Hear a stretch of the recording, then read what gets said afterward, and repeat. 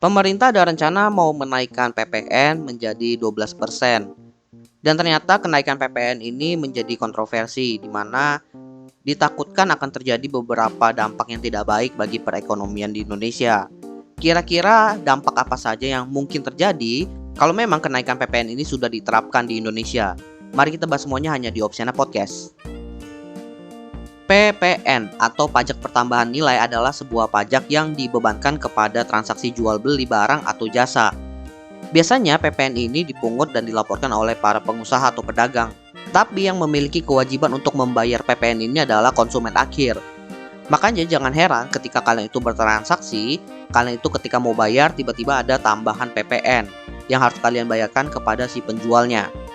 Besaran PPN yang diterapkan saat ini di Indonesia itu besarnya sekitar 11%. 11% dari mana? 11% dari harga atau nilai dari barang atau jasa yang kita beli. Belakangan ini ya pemerintah itu mengumumkan bahwa mereka itu berencana untuk menaikkan besaran PPN tadi dari 11% menjadi 12%. Tentunya kenaikan pajak ini bisa dibilang tidak disambut positif secara keseluruhan ya, pasti ada sisi yang kontra juga. Di mana dari sisi yang kontra itu mengkhawatirkan bahwa kalau PPN ini naik akan berdampak kepada perekonomian Indonesia. Setelah gua kulik dampak perekonomiannya itu seperti apa, di sini gua udah ngerangkum setidaknya ada 5 dampak yang mungkin terjadi kalau PPN-nya naik. Langsung aja kita bahas dari yang pertama. Tentunya kalau PPN itu naik, artinya uang yang harus kita bayarkan ketika kita membeli barang itu semakin banyak, yang membuat harga barang itu semakin mahal. Seperti yang kita tahu bahwa harga barang itu setiap tahun semakin naik. Tentunya hal ini dikarenakan karena adanya inflasi. Dengan kenaikan harga yang semakin naik, maka nilai pajak yang harus kita bayarkan ketika kita beli barang juga ikutan naik. Karena ya memang 11% itu diambil dari harga barang. Jadi logikanya aja, meskipun persenan pajaknya itu nggak naik, harga barang setiap tahun itu semakin naik dan semakin mahal. Apalagi kalau persenan dari pajaknya itu ikutan naik. Dan sebenarnya warga Indonesia itu udah aware sih kalau setiap tahun itu harga barang pasti naik semakin mahal gitu. Cuma dikhawatirkan kalau pajaknya dinaikin, nantinya harga barang itu semakin mahalnya jadi jauh lebih cepat daripada yang seharusnya. Karena ya kadang dari sisi penjual itu naikin bukan ngikutin inflasi aja.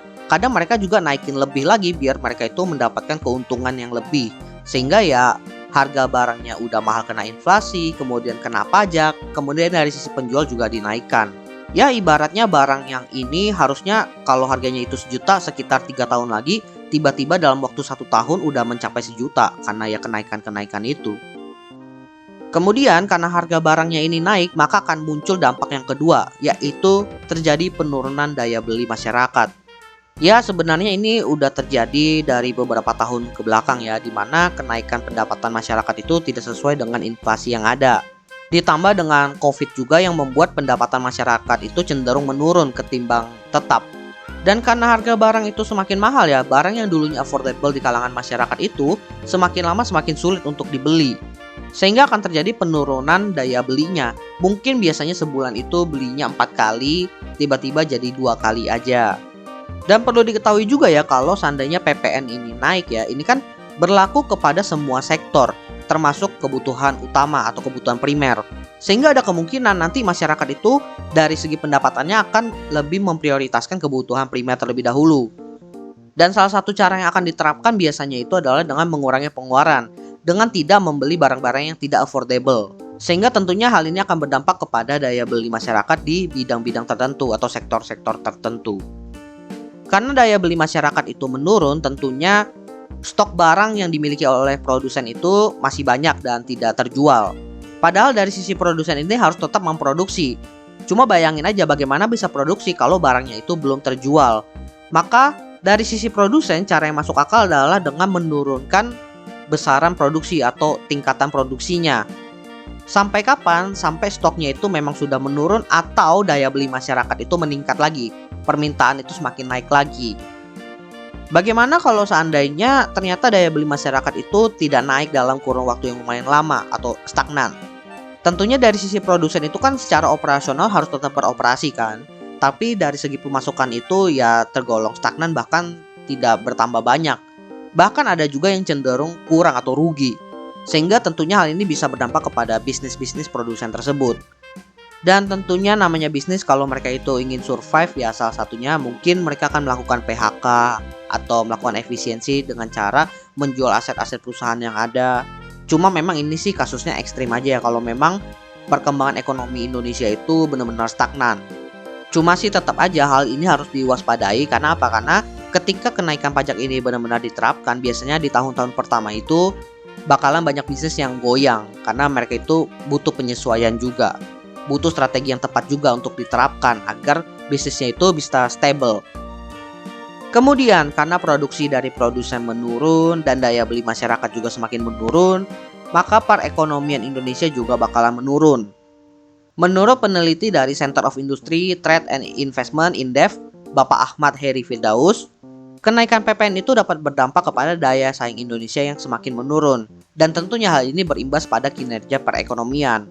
Bahkan ia itu memprediksi atau memperkirakan bahwa ekonomi itu bisa turun sampai 0,17%. Bahkan dia ada perhitungan penurunan ini terjadi karena ekspor itu turun secara agregat 1,41%, kemudian konsumsi rumah tangga itu akan turun 0,26%. Makanya totalnya itu sekitar 0,17% dari perekonomian negara. Dan misalnya kalau PPN-nya itu tidak naik alias business as usual, maka perekonomian kita itu bisa tumbuh sekitar 5%. Justru karena kenaikan PPN ini yang bisa memicu perekonomiannya berkurang. Mari kita lanjut lagi ke dampak yang kelima atau dampak terakhir ya, di mana masyarakat itu akan mulai beralih ke barang-barang alternatif yang jauh lebih murah. Yang dimaksud di sini sebagai barang alternatif yang murah adalah barang-barang yang diimpor. Tentunya ya, kalau masyarakat itu daya belinya menurun pada pendapatan gitu-gitu aja, barang yang awalnya itu affordable tentunya menjadi sulit nih untuk dibeli. Maka mau nggak mau kalau mereka butuh banget, mereka harus mencari barang alternatif. Dan biasanya barang alternatif dengan harga yang jauh lebih affordable itu didapat dari barang-barang yang diimpor, di mana memang harga barang impor itu cenderung miring. Kalau sudah seperti ini ya, makanya nggak heran kalau memang terjadi penurunan produksi dari segi bisnis yang lain, terutama bisnis lokal. Karena ya dari sisi masyarakatnya itu mencari barang alternatif lain yang dibuat dari luar dengan harga yang memang lebih affordable. Nah, terlepas dari kapan kenaikan PPN ini akan diberlakukan, dampak-dampak yang gue sebutin tadi itu bisa dibilang semacam prediksi kalau memang worst case skenario itu terjadi. Dan biasanya prediksi-prediksi atau perkiraan seperti ini dikeluarkan agar kita sebagai masyarakat dan juga mungkin sebagai business owner itu bisa mempersiapkan diri lebih baik ketika memang worst case skenario-nya itu terjadi. Karena memang ya kalau menyatakan hal seperti ini cenderung sensitif gitu, cenderung membebankan kepada masyarakat. Tapi kita sebagai masyarakat sebaiknya tidak tinggal diam dan menemukan solusi yang terbaik lah agar hal-hal yang buruk itu tidak terjadi. Karena mumpung kita udah tahu gitu, istilah lebih tepatnya itu kan lebih baik mencegah daripada mengobati kan. By the way teman-teman, jangan lupa follow Instagram dan juga akun TikTok Opsiana Podcast di @opsianamedia, karena di sana akan ada konten-konten menarik dan juga yang bermanfaat buat teman-teman semuanya. Dan juga kalian akan mendapatkan update dari Opsiana Podcast kalau nantinya ada episode terbaru yang rilis. So, jangan sampai teman-teman ketinggalan sama update-nya. Dan terakhir, jangan lupa juga untuk follow atau subscribe Opsiana Podcast di platform kesayangan teman-teman. Dan nantikan konten-konten menarik dari Opsiana Podcast nantinya di sana. Oke, gua rasa itu aja. Thank you buat teman-teman yang sudah mendengarkan. See you next time di episode Opsiana Podcast lainnya.